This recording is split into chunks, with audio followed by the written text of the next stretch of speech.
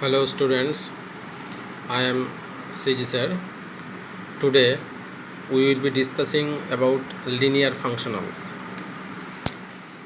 Okay, so let F be a field and V be a vector space. Then a linear transformation from V to F, because F is itself a vector space over F. Now a linear transformation from the vector space V to the field F, it is called a linear functional. Okay, since it is linear transformation, so definitely f of c alpha plus beta equal to c into f of alpha plus f of beta for all alpha beta belong to V and for all c belongs to F. Okay, now what are the examples? Let F be any field and V be the space of Fn. Okay, a1, a2, an, these are some scalars, fixed scalars. Now we define a functional small f from V to F in this way.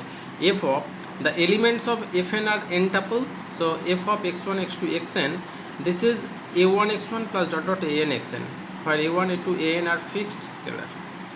One can easily check that this is a linear functional, and not only this, every linear functional on Fn can be represented in this form. Clear? Next, example 2.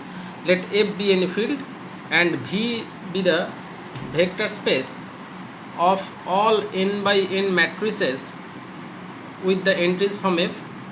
So let capital A be a fixed matrix Aij.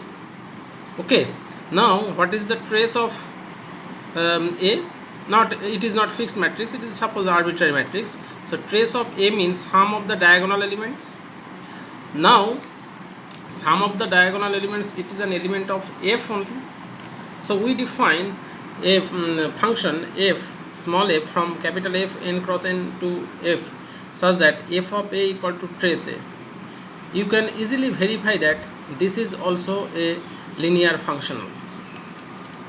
Next we take, let F be a field and V be the vector space of all polynomial functions P from F to F. Okay, and T be an element in the field. Now we define the function LT. So for each T we define a function. Look at this.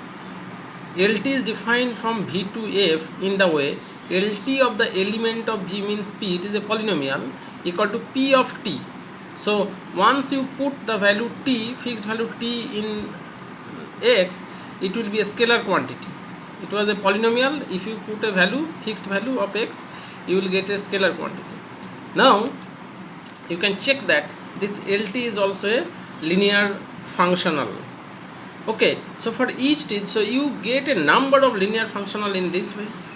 Next we take F be the field of real numbers and V be the space of all continuous functions on the interval, closed interval AB. Okay, we know all these are vector spaces.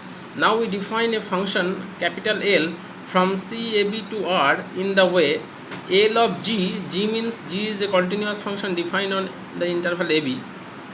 L of G equal to this definite integral a to b gt dt. So there is, if it is continuous here, closed interval, so there is no question about the integrability.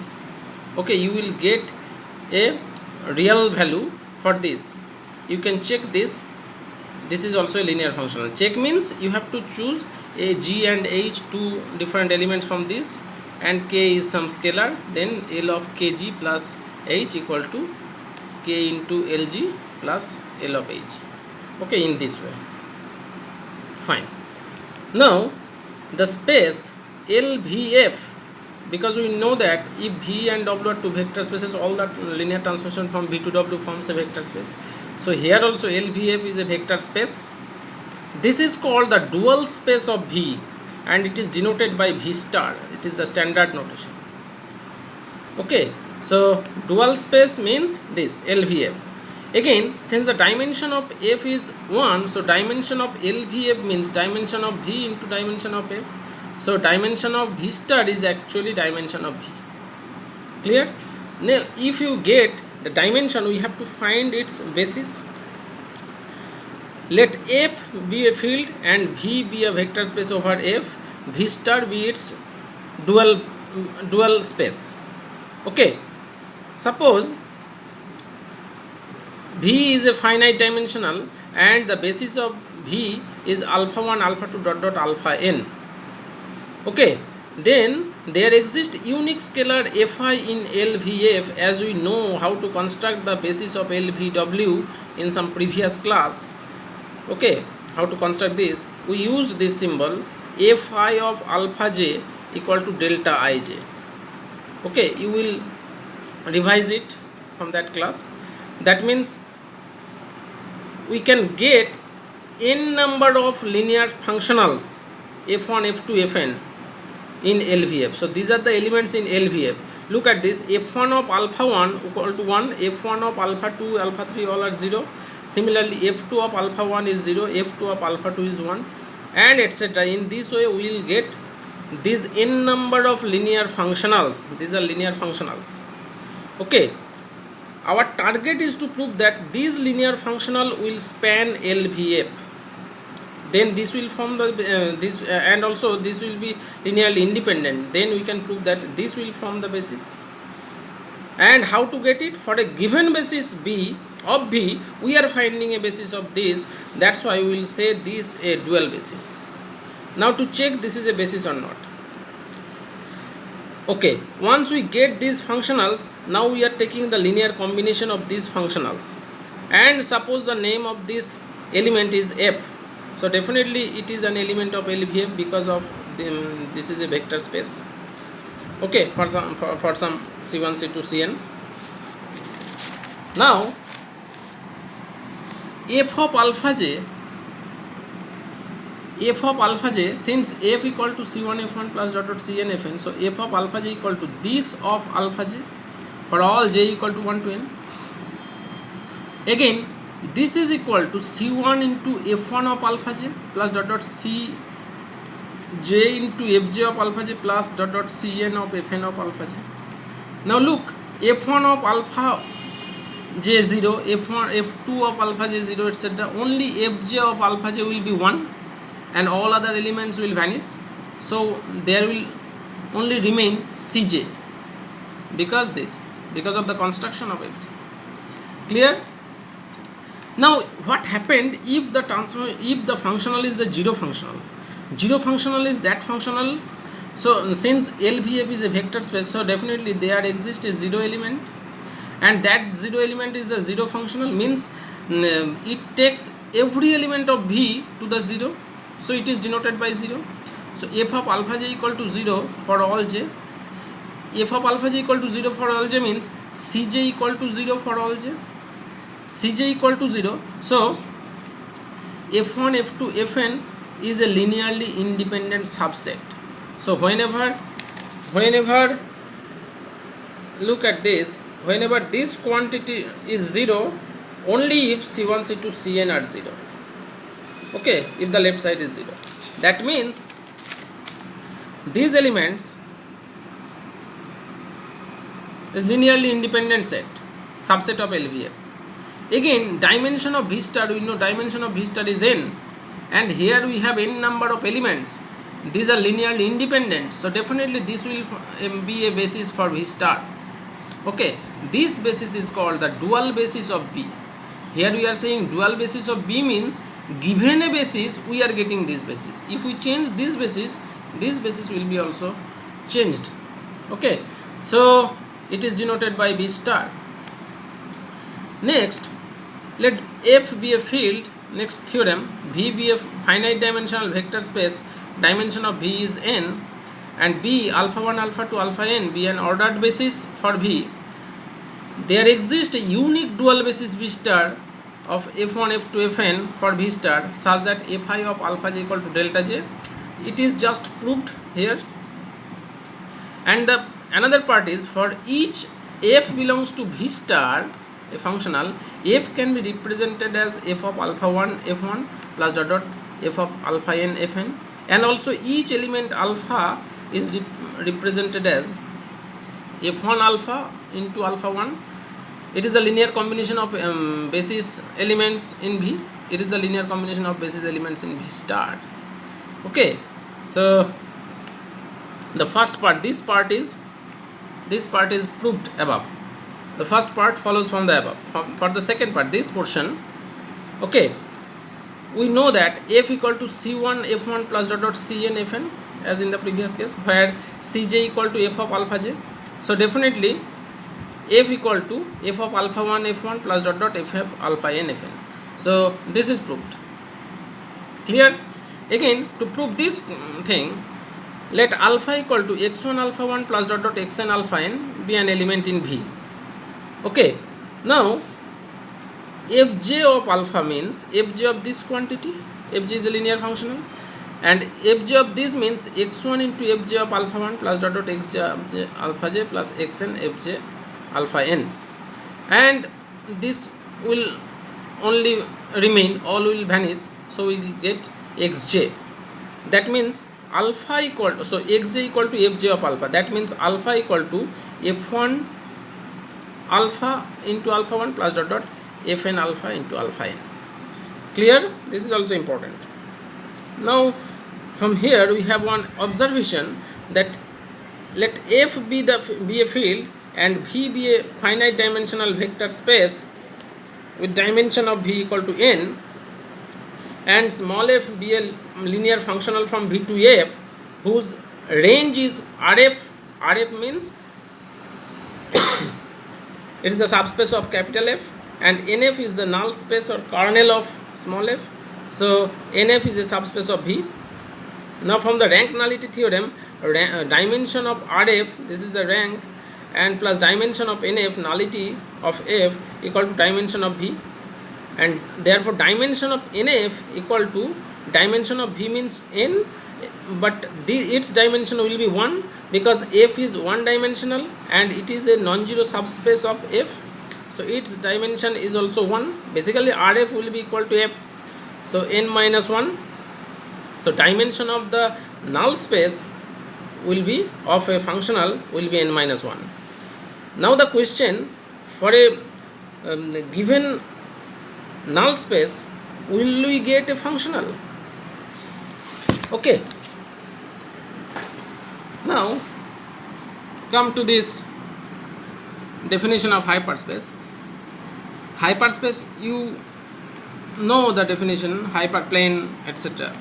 An n minus 1 dimensional subspace in an n dimensional vector space is called a hyperspace.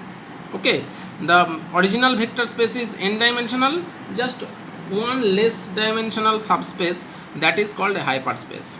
In the 3 dimension, a plane is a hyperspace. In the 2 dimension, a straight line is a hyperspace. Okay, these are also called hyperplane or subspace of codimension 1. Note that every hyperspace is a null space of some linear functional. Okay, every hyperspace, that means for every hyperspace we will get a linear functional whose null space is that hyperspace. Also, each d-dimensional subspace of n-dimensional vector space, the vector space is n, dimension is n, and its subspace, one subspace has dimension d. Then there are n minus d number of linear functionals. Their intersection of their null spaces is that.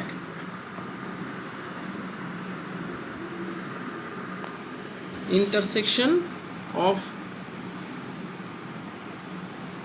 null spaces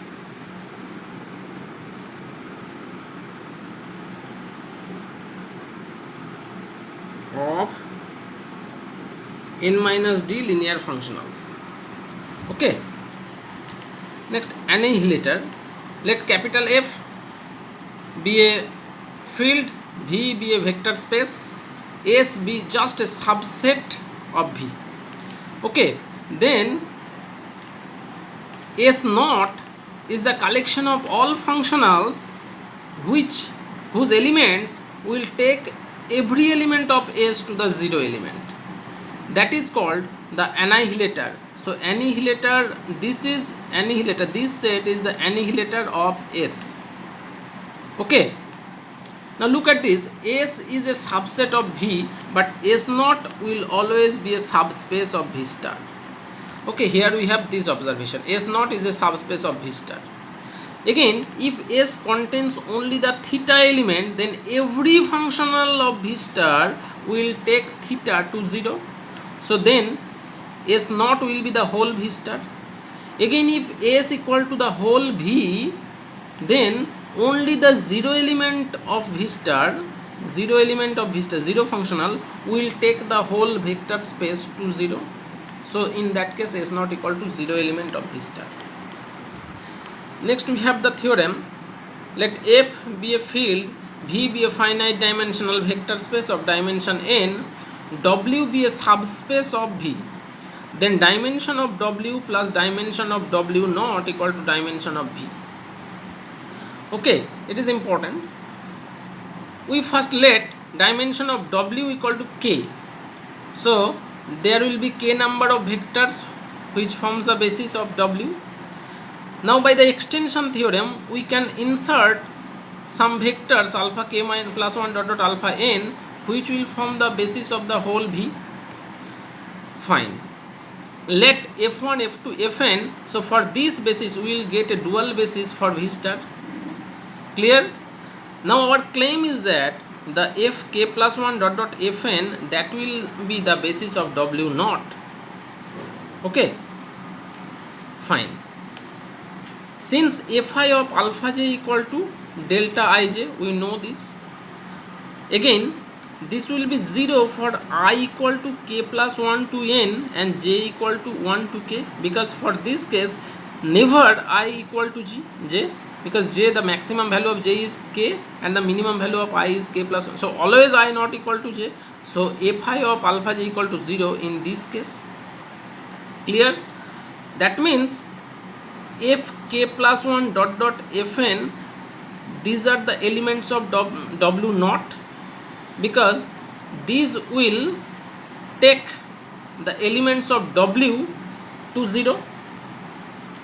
If alpha equal to c1 alpha 1 plus dot dot ck alpha k, it is an arbitrary element in W, then fi of alpha means c1 fi of alpha 1 plus dot dot ck fi of alpha k. Now I varies from k plus 1 to n, so fi alpha equal to 0. Fi of alpha will be 0 for this case. Also, fk plus 1 to fn is linearly independent. Since it is the dual basis, so any subset of this is linearly independent. Okay, now let f be an element in V star. It is an arbitrary element. So f can be represented as f of alpha 1 into f1 plus dot dot f of alpha n into fn, as we know previously.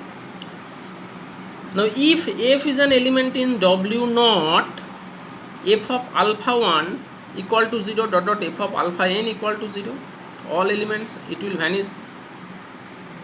So f equal to from here up to fk, this will be vanishing, so it will be in the form fk plus 1 f of alpha k plus 1 fk plus 1 dot dot dot f of alpha n fn. So first k elements will be 0. Now since f is arbitrary, so this spans, f is arbitrary, so any element is represented in this form, means this spans W naught. Clear?